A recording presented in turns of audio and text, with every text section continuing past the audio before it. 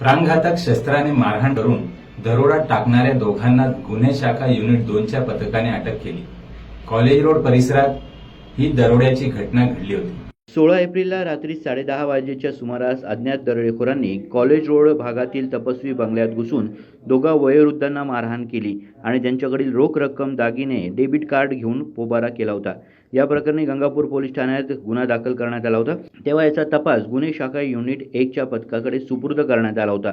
पथकाने या प्रकरणी संदीप भरत रणबावले आणि महादेव खंदारे या संशयितांना ताब्यात घेतले. त्यांच्यानंतर आणखी दोघांना अटक करून त्यांच्याकडून 1.25 लाखांचा मुद्देमाल हस्तगत करण्यात आला आहे.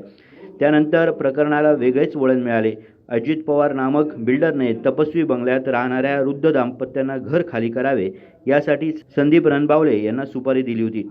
त्यातूनच हा प्रकार घडल्याचं निष्पन्न झालंय. नाशिक शहर पोलीस अंतर्गत गंगापूर पोलीस स्टेशन या ठिकाणी कॉलेज रोडवर 16 एप्रिलच्या रात्री 10:30 वाजता एक रॉबरी झालेली होती.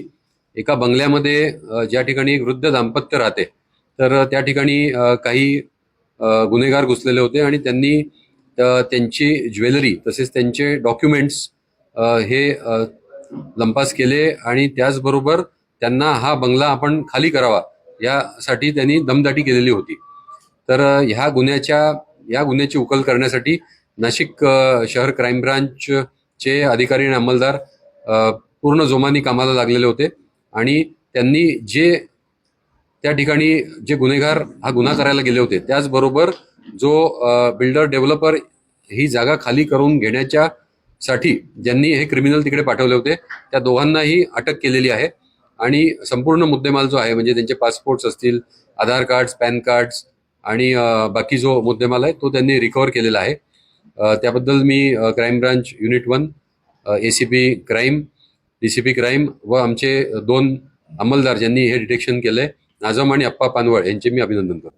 गुड्डू शेख, दिशा न्यूज, नाशिक.